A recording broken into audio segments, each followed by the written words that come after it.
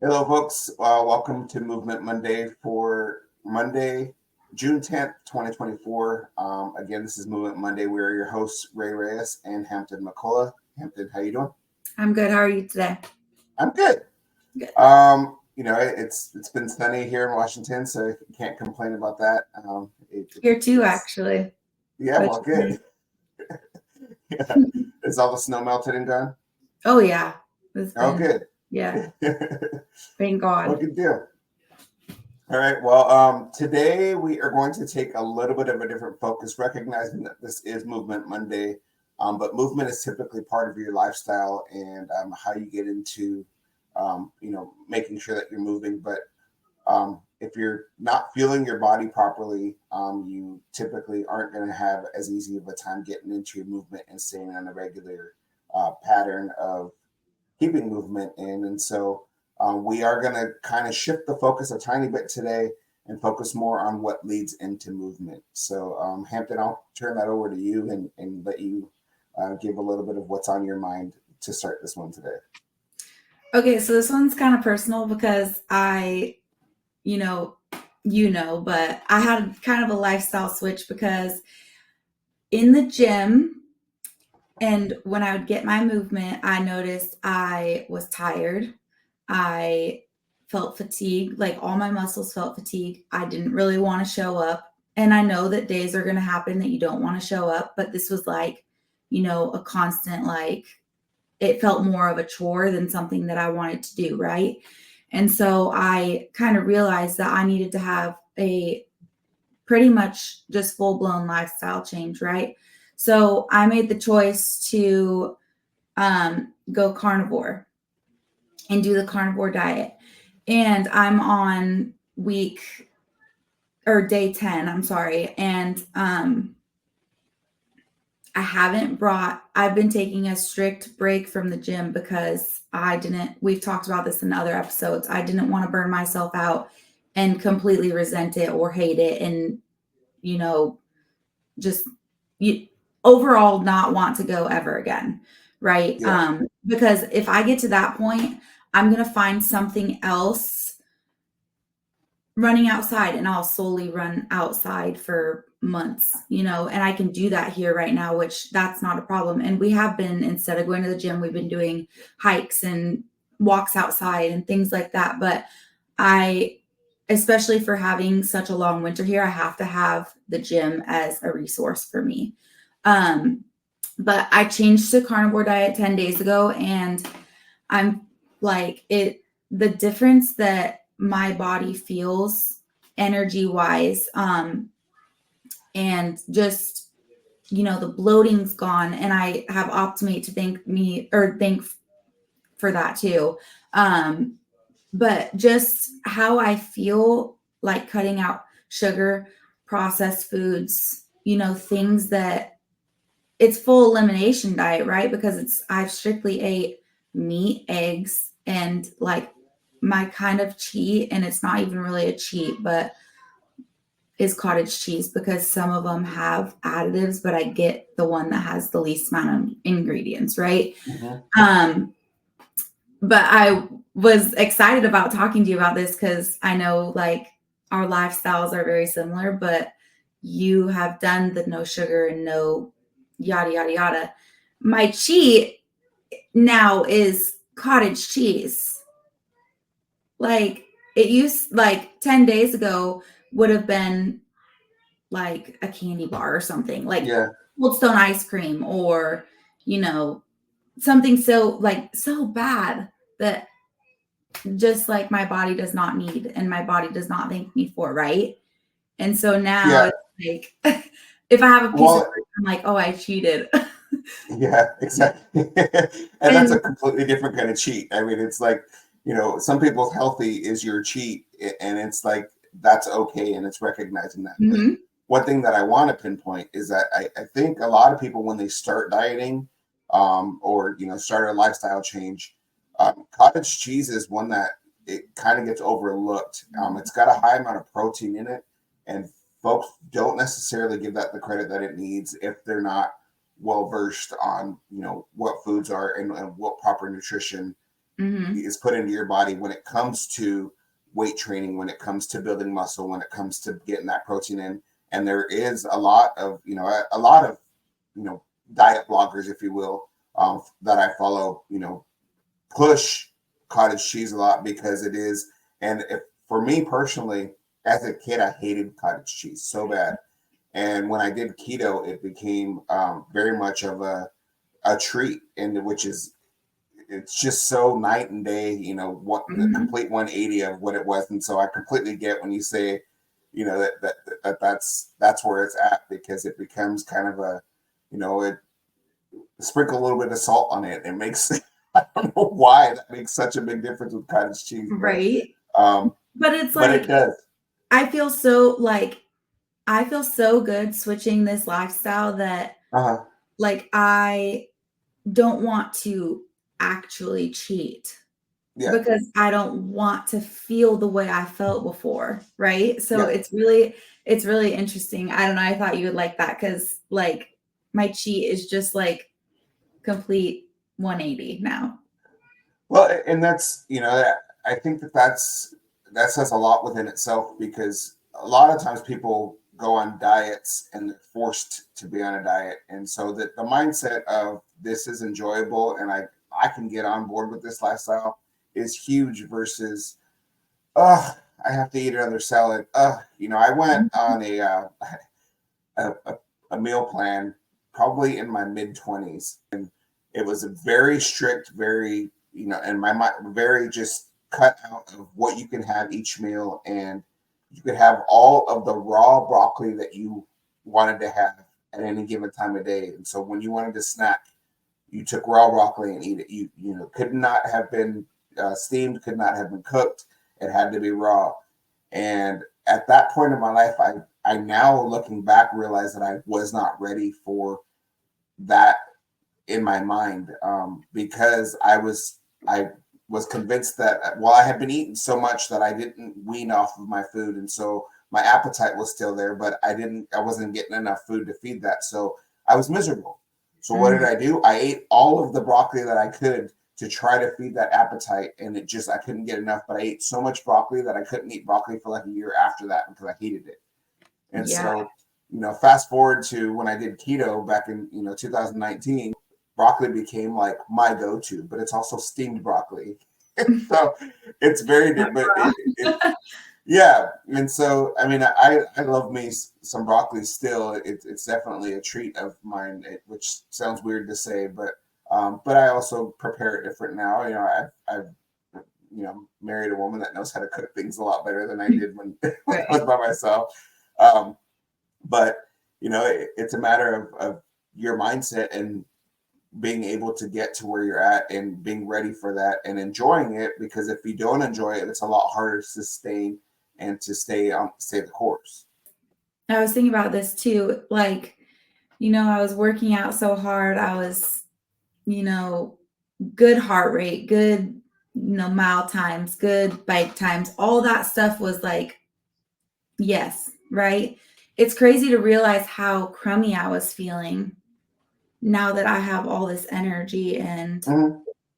feel so good and like the bloating is gone and like it's just wild in 10 days, like getting Well, processed and sugars out.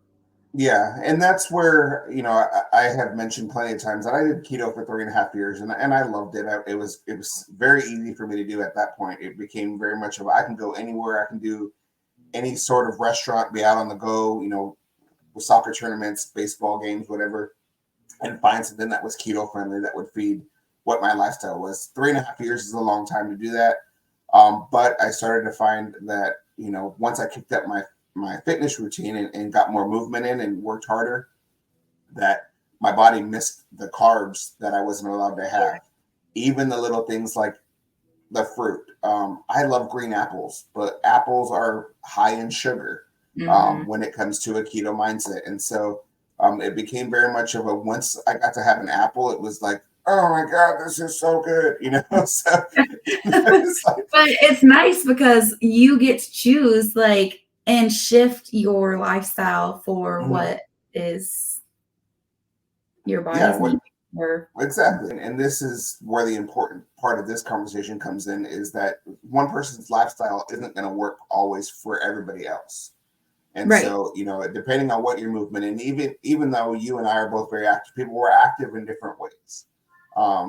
And so you talk about, my runs and how, how fast I go and how you want to get to running, but also like you lift a lot more on a consistent level than I do. I would love to be more of a person that goes to the gym just to focus on lifting, but the style of gym that I like to go to works lifting and cardio in Mm-hmm. and rowing, which I know that you do some rowing, but it's that's also another thing, that rowing has become one of those things where I love about my workout. And we It's a taught good workout. we had a coaches meeting yesterday. One of the things was good rowing form and teaching people rowing form. So that passion in teaching people good rowing form has become my passion for making sure that I look like I'm a Mm-hmm. rower when I row.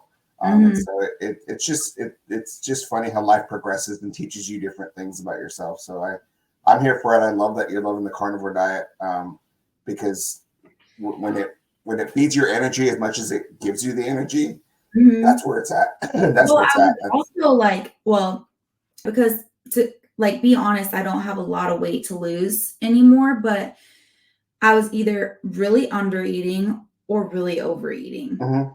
Like every other day I would switch, right? So there was no consistency. So I was like either down a half pound or up a half pound or just maintaining, right? And I'm down 3 pounds total.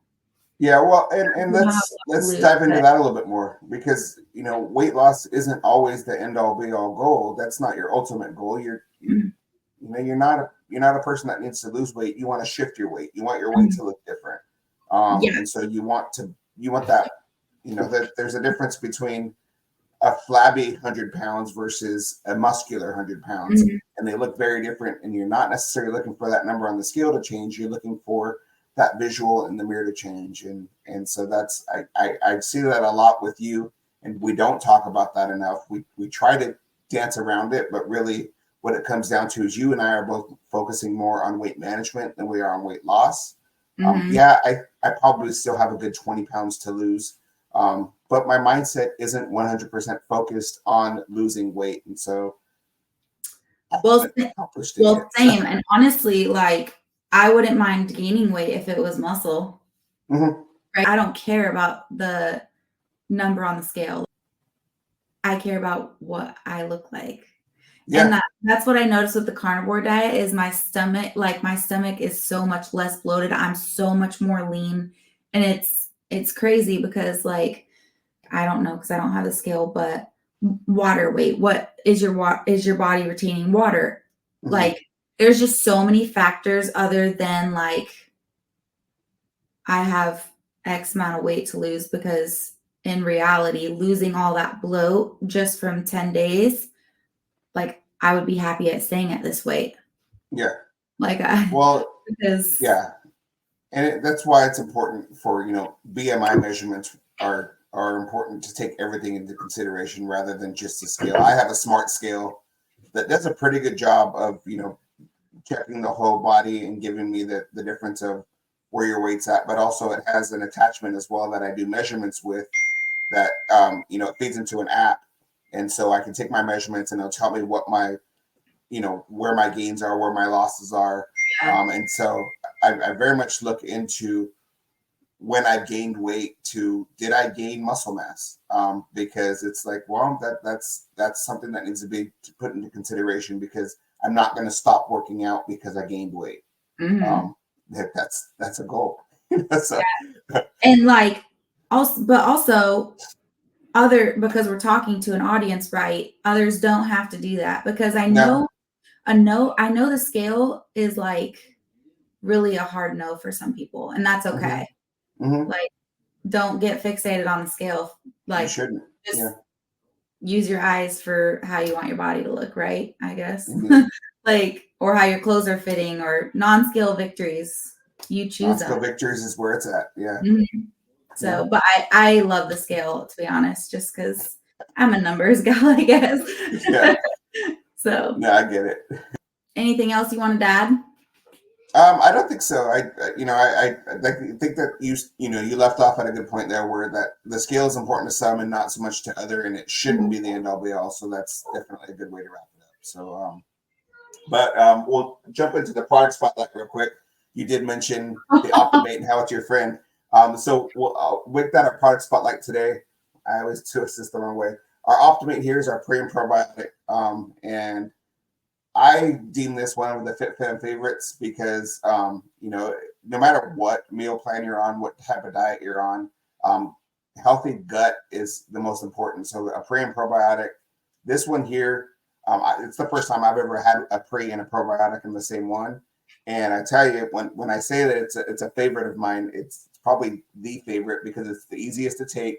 It's the most mindless consistency for me because I seriously walk downstairs first thing in the morning and pop two of these first thing, and I know my GI tract is going to stay in regular formation, if you will, Yeah. and it's just going to help me to clean out. I always vision that a brush is going in there and cleaning out my intestines and help me make sure that all right, we're all clean in here.